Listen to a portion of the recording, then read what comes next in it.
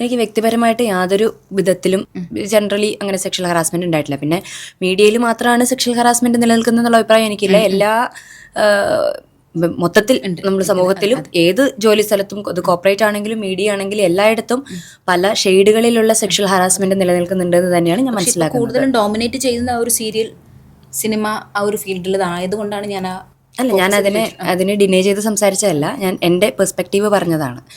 അത് serial cinema രംഗത്ത് പറയാനുള്ള സ്പേസ് ഉണ്ടായി എന്നുള്ളതിൽ നമ്മൾ അഭിമാനിക്കുകയാണ് വേണ്ടത്. ചിലപ്പോൾ സ്പേസ് ഇല്ലാതെ ഉള്ള സ്ഥലങ്ങളും ഉണ്ടല്ലോ. We have a very good space and very good audience to communicate that okay we are going through this abuse and violence.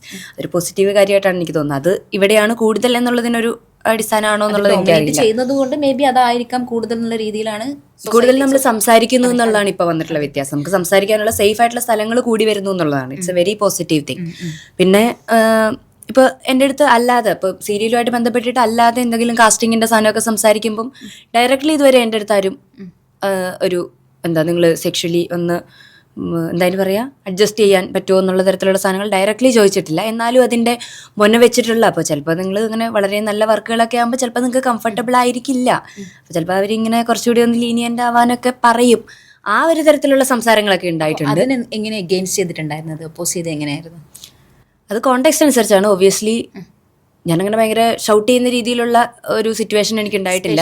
U can not speak to me like that എന്നുള്ള രീതിയിൽ അവിടെ cut off ചെയ്യാണ് പൊതുവേ ചെയ്തിട്ടുള്ളത്. അങ്ങനെ ഒരു questions വരുമ്പോൾ നമ്മൾ മെന്റലി ഒന്ന് സ്ട്രെസ്ഡ് ആയി പോകും. അത് പൊളൈറ്റ് ആയിട്ട് സംസാരിക്കാൻ എങ്ങനെ പറ്റും? പൊളൈറ്റ് ആയിട്ട് സംസാരിക്കുക എന്നുള്ളതല്ല, നമ്മൾ അസേർട്ടീവായിട്ട് സംസാരിക്കുക എന്നുള്ളതാണ്.